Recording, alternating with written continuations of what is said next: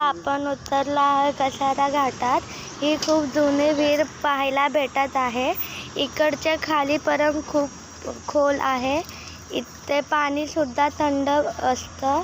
ही अहिल्याबाई होळकर यांनी बांधलेली आहे। तुम्ही पाहू शकता। मी गोल राऊंड घेऊन तुम्हाला दाखवते।